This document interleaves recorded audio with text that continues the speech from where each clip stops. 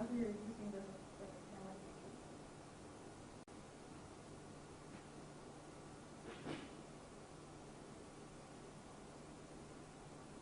So it's up there, but then and then if you just hit go live, it just goes black.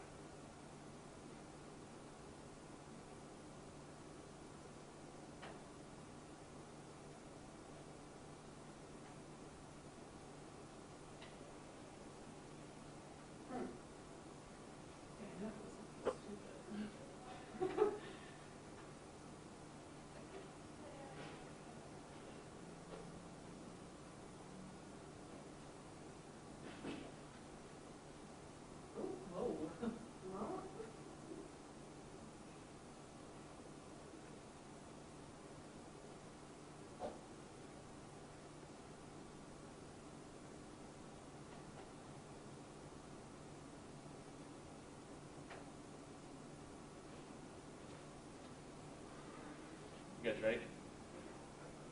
Yeah, we'll have to copy afterwards. So crazy. I don't know either. It's like 30 seconds and then just come on out. What are you doing? All right.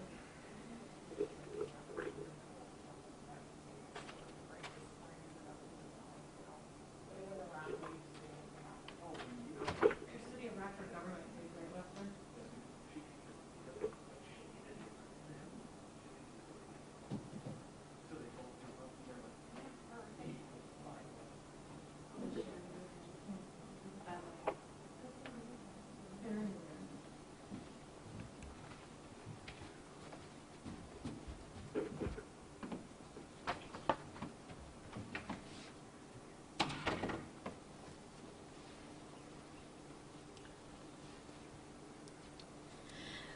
Good afternoon. I'm Dr. Sandra Martell of the Winnebago County Health Department, and today I'm joined by Chairman Frank Haney and Mayor Thomas McNamara of the City of Rockford.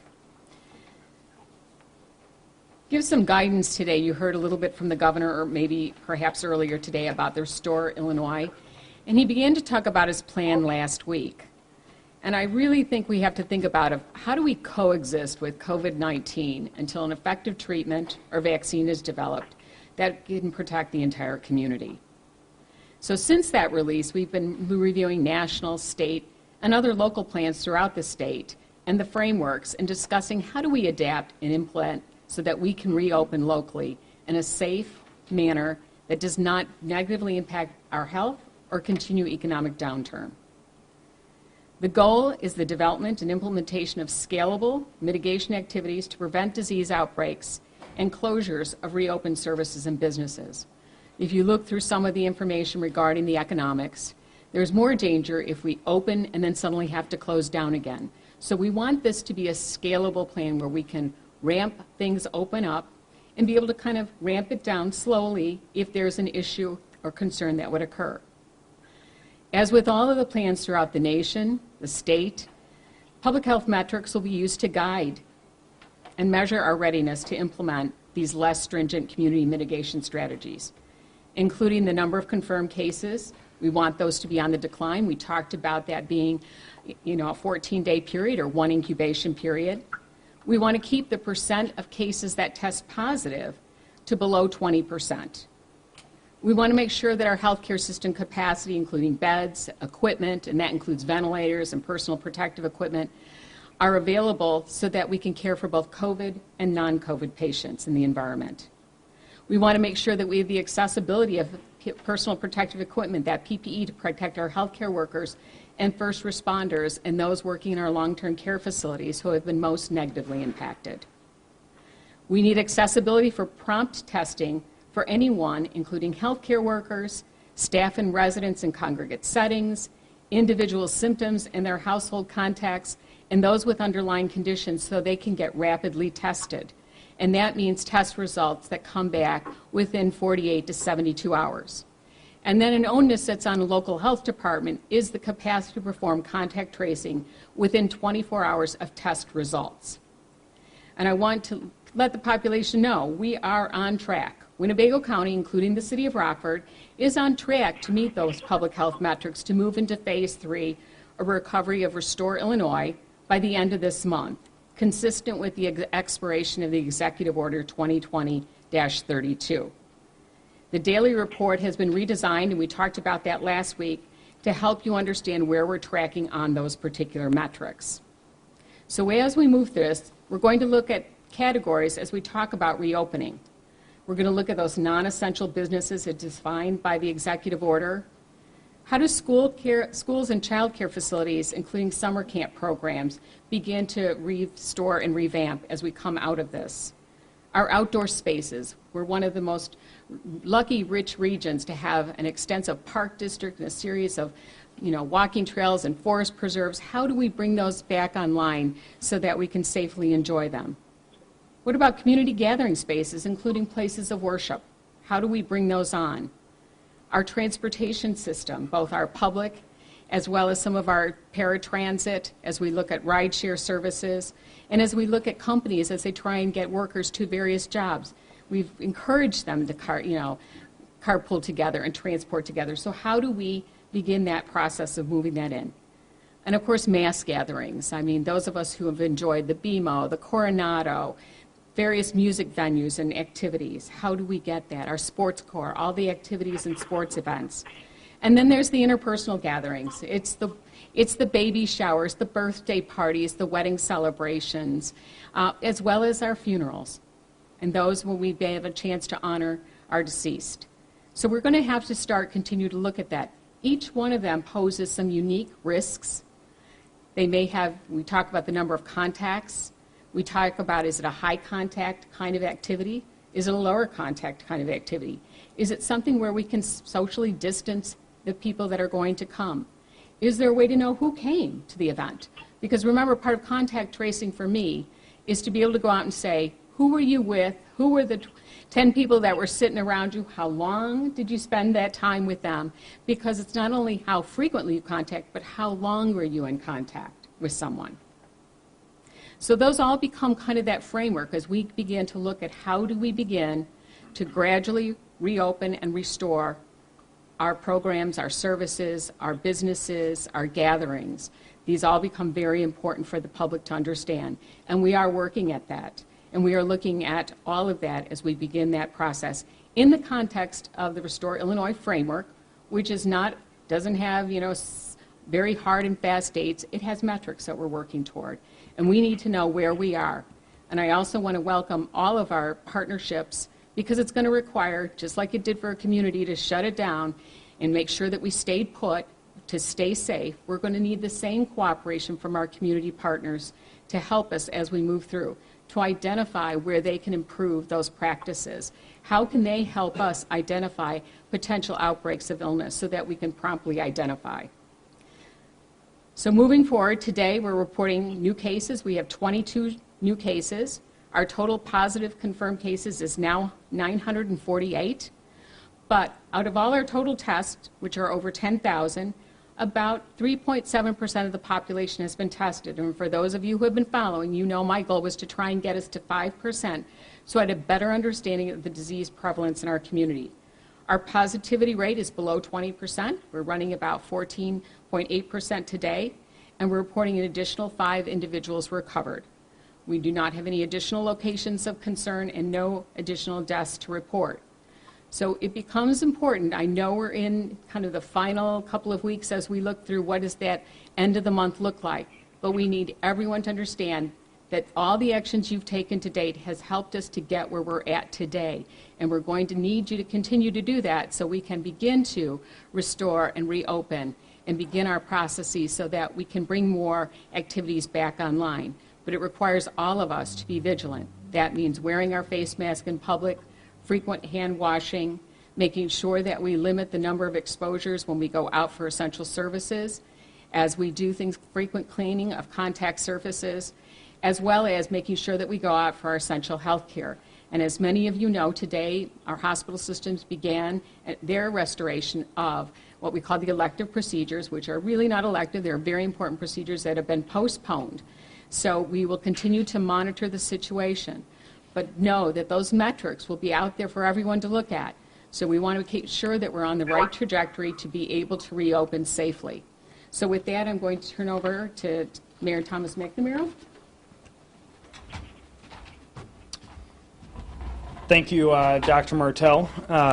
As you know, last week, Governor Pritzker released his Restoring Illinois plan. As Dr. Martell stated, this plan is outlined in 5 different phases of how we get to reopening the state of Illinois. As you also heard through Dr. Martell's comments, herself and her entire team have been working diligently, reviewing plans, and working diligently to measure our ability to balance community strategies that help us keep our residents safe.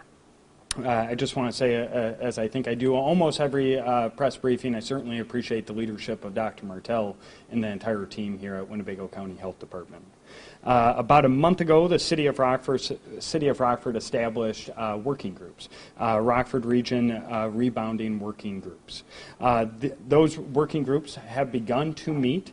They will develop real-time recommendations, strategies, and tactics to help our community begin its recovery. Now, as we look to the possibility of accelerating those timelines, these groups will play a really important role. They will assess the risks of each category of business, organization, or setting as we continue to plan our phased reopenings of our economy.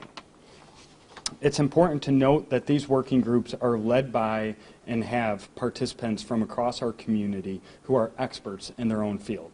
Group members will look at the tools needed to help keep us safe across our community, including some of the following: physical distancing or social distancing. Second is engineering controls. For a layman like me, that's more of the physical and structural changes. So a good example of that is the interior doors at City Hall are now left open so people can walk through without contacting and touching the doors. This includes things that you may see at your local grocery shop or hardware store, like the plexiglass in front of the checkout person. Second area is administrative controls. I look at this as more policy in nature. So a good example at the City of Rockford, we're requiring staff members who are inside City Hall to wear a mask when they're not at their desk. And we are also checking temperatures throughout the day. Final requirement is PPE. So what must there be for personal protective equipment to adequately protect the employer, the employees, and the customers? If and when we achieve our metrics ahead of the proposed timelines, the working groups can make a recommendation to the Winnebago County Emergency Operations Policy Group. That group, as those who have followed along throughout all these press briefings, include leaders from our healthcare systems, include leaders from our public health department, our first responders agencies, myself and Chairman Haney, and we will help make that final determination on opening. Since this crisis began, we've relied on public health data and the public health and advice from medical experts, and to help guide us through all of our decision making. I want to make all citizens aware we're going to continue to do that. Working with our local partners, I'm confident we can develop and implement plans that are safe, that are responsible, and that are sustainable for our growth. As Dr. Martell mentioned, there's a lot of economic data out there that suggests if you open up too broadly right away and then you have to close down, you can have a worse economic outcome. So our goal is to determine how can we safely, responsibly, and sustainably reopen our businesses. I really believe that is how we are going to get through this crisis. We know we've been in this a long time right now. We know the pressures and stress that people are facing, and we also quite honestly know, as we've all been talking as adults, we have a long way to go till we are fully open. But I really am excited about this next step in our recovery and the participation of industry experts throughout our community to help us get to that continued phased reopening. I'll just close by saying, please, as Dr. Martell reiterated, we have a couple of weeks here that are critical for our community. I'm asking that each individual watching today, please continue to be vigilant. Please continue to wear your face coverings when you're in close proximity to others. Please make sure that you're washing your hands routinely, cleaning those surfaces that you use continuously. And I would just lastly say, please continue to have hope. We have a nice course set out in front of us. We have great participation from industry leaders, and I believe we're on the right course. And I'll turn it over to Chairman Franklin.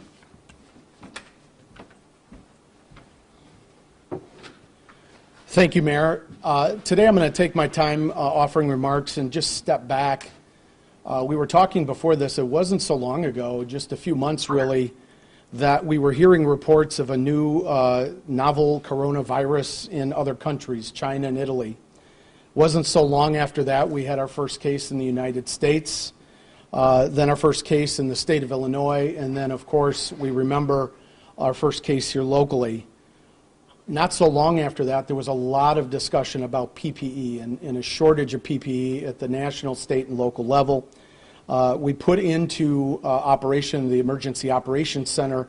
To date, it's the longest running that our local Emergency Operations Center has been running. It breaks a record, and we'll continue to do that every day that those folks show up to help plan our response and recovery. We've spent over $600,000 on PPE locally to supplement partners' needs for PPE. Dr. Martell and many others around the country talked about the need to focus on long-term care facilities and how vulnerable they were.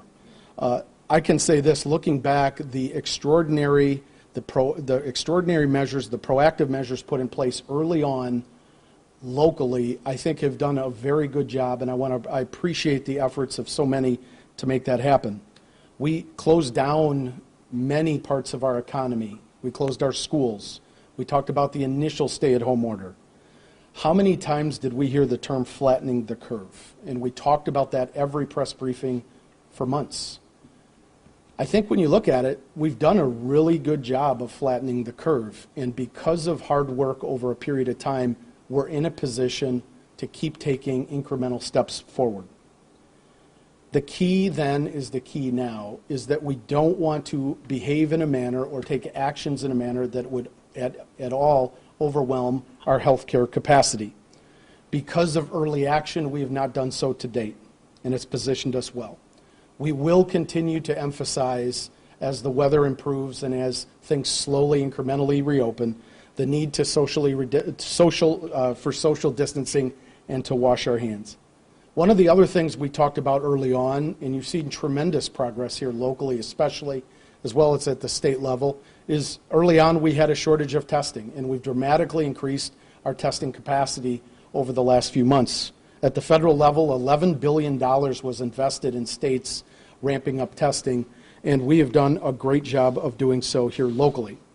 On the economic front, which is the other balance point to this tough situation, we do have, and unfortunately are reporting, 33 million unemployed Americans as of the jobs report last week. We do know and have acknowledged and continue to hear stories locally and beyond about small business owners who are extremely hard hit by what has occurred in the COVID response. It has been disproportionate. We've said many times that just like on the public health side, not everybody has been hit equally as hard when they become COVID positive. Not everybody on the financial or economic side has been hit equally. It has been disproportionate, unfortunately. As we reopen, it is critical that we stay aligned with public health metrics. We do not want to see that we're over-aggressive now and it backfires later. That would actually put us in a worse position economically. The best strategy for rebuilding our economy and reopening business is that we put ourselves in a position to contain the spread of COVID-19. I am very thankful that we are taking a phased-in versus an all-at-once approach to reopening. As you've heard today, efforts continue to be underway to reopen. Until, though, there's an effective treatment or vaccine available, which may not be anytime in the near future, and certainly does not appear to be the case in 2020, communities like ours will need to learn to coexist with COVID-19. Social distancing and other mitigation measures will be with us for the rest of this year and potentially several months into next year. As we approach 80,000 positive COVID cases in the state of Illinois, there are now 1.3 million positive COVID cases in the United States, and we are approaching 80,000 deaths, unfortunately. I have heard a lot of discussion about our rights as Americans and also our responsibilities as Americans. I think we have a responsibility to continue to work together to thread an almost impossible needle to reopen in the safest, most responsible way possible. I want to also say this, as we see discussions at the public health level, at the medical level, at the public official level, and in our community with our residents, this is an important balance point. Being concerned about the public's health does not mean you are anti-business or unconcerned about the economic impact that has really hit some people very hard. Conversely, when we see people talk about ways to reopen business, it is sometimes done so out of a sense of desperation and out of wanting to not be hit any harder financially. That does not mean those folks are unconcerned or indifferent to the public health side, which has been brutal at times. It is in balancing those two, which is very difficult, that we will move forward together. And we will make progress on this, and we will lead the state in a thoughtful, phased-in approach. None of this is easy. We have a once-in-a-100-year pandemic, and we have a once-in-a-100-year economic crisis that came from that pandemic. And we will work through this, and we will get to the other side together. With that, I will open it up to any questions for Dr. Martell, Mayor McNamara, and myself. Thank you. Dr. Martell, I feel like... Hi, this is Georgette at the Register Star. Can I ask a question? Georgette, you're up first, and then we'll go to the gentleman in the room. Okay, thank you. My understanding is that hospitals in the state this week maybe or late last week were given some remdesivir. Are we getting any remdesivir in Rockford Hospital? So that was announced by Dr. Ezike today at the governor's press release. We understood HHS was releasing remdesivir to local hospitals in the state of Illinois, and they are going through a priority list of those most impacted in the ICUs. We will be checking with our policy group to find out if they received any. We did not hear this morning on the report, but I know that we just got the initial supply, and based on the report today from the governor's press briefing. We got So a you would question. expect that there would be some coming, you think? The question is, would we expect remdesivir to be coming? And the answer is yes. We would expect, if there's an effective treatment available, that all regions of the state would receive an allotment of remdesivir, including Rockford. Thank you. So, Dr. Martell, I believe you were mentioning last week that this phased reopening isn't going to be like May 29th. There's a switch that gets flipped. It's going to be a lot more of a gradual approach.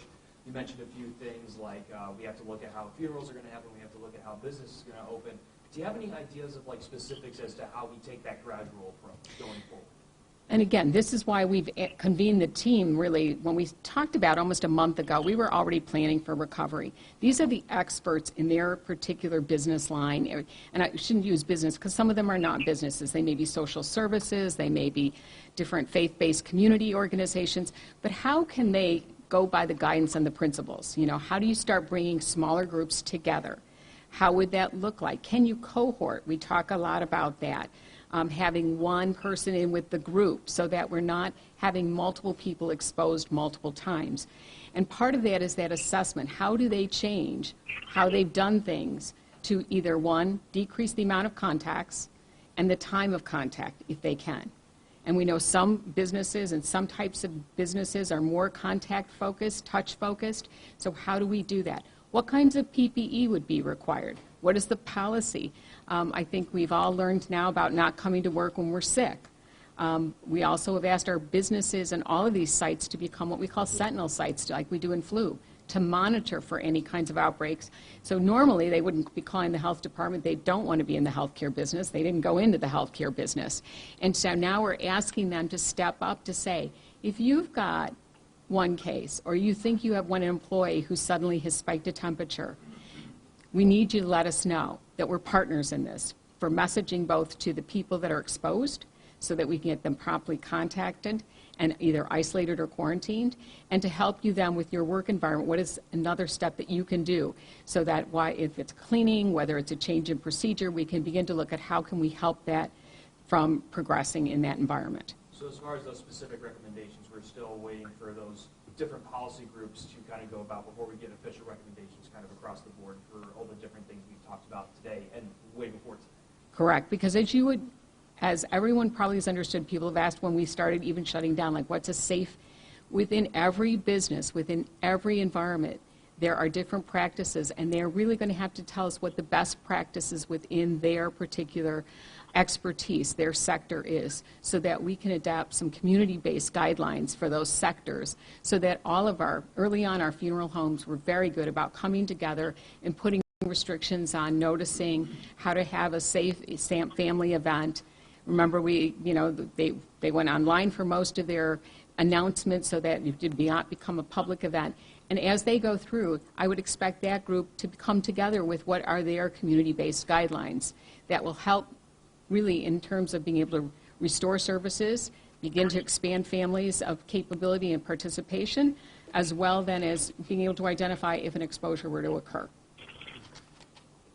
Hi, this is Courtney Siska at 23 News. Dr. Martell, case investigation and contact tracing are going to play a role in moving into the next phase.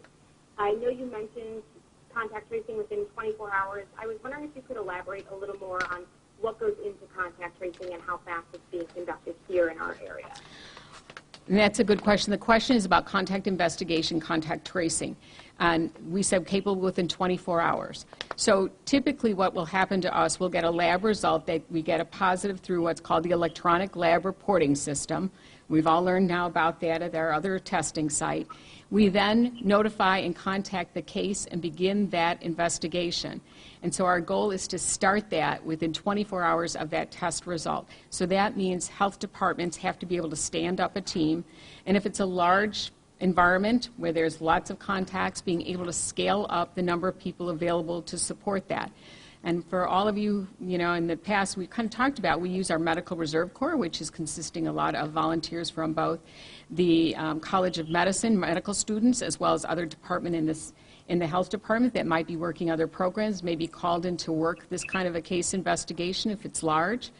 As well as right now we have court services under Judge Doherty. His group has stepped up as well to be able to do some of that with us. We've heard a lot of discussions at the national level. Is special training or anything required? We do what's called a just-in-time training, and we have people that have scripts, and then we have a medical person to back them up.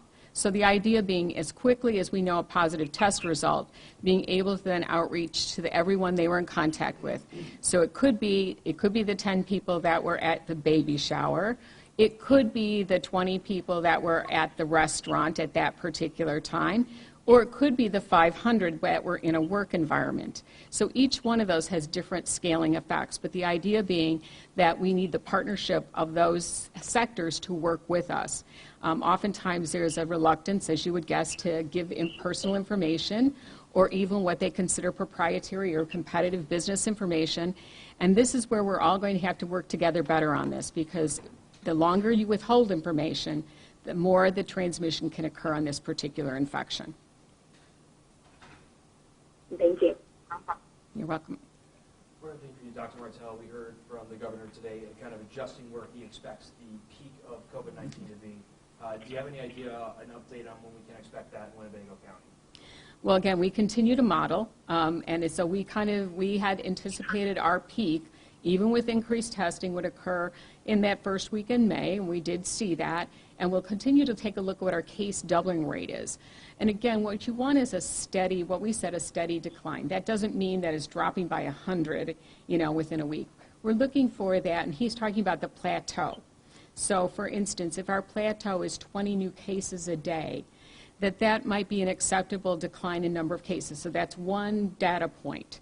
So, and again, I don't want anyone to take that number and run with it, but it's an example. So the idea being that if it suddenly jumped to 30, though, we would start to get concerned.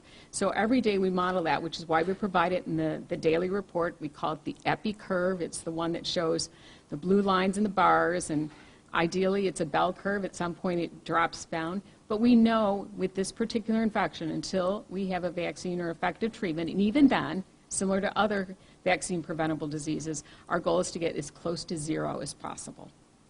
And I guess one just last follow-up on any potential spike in cases. Do we have any update on how we are with reporting the cases from the University of Illinois College of Medicine? Because I think a lot of people, there are a lot of tests done there, even at a normal positivity rate. When those come back, I think we're going to see a lift in numbers. So do we have any update on that? Right. And then, again, the question was at the University of Illinois College of Medicine, the testing from the National Guard site with the Illinois Department of Public Health.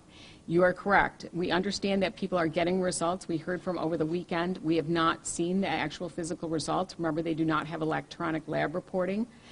We did see results coming out since the new lab has started services. We have already received lab results. And what you'll see us do is not only the number of positive, but if you take a look at date of onset, we will go back to the date of the test and or date of symptoms to show you where those peaks occurred. So those are two important things to kind of take a look at. Last week I drew attention to the April 11th, 10th through 13th dates, which were around several religious holidays. I will be watching very carefully as we go through May about the first nice weekend we had in May. And unfortunately we had some bad weather yesterday, but again, Mother's Day might have been another holiday blip. But we will also go back and model that as well. So we have those two areas and data points.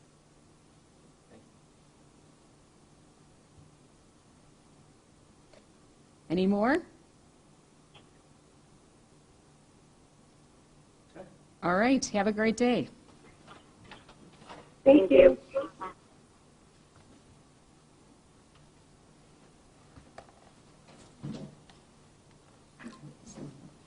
No problem.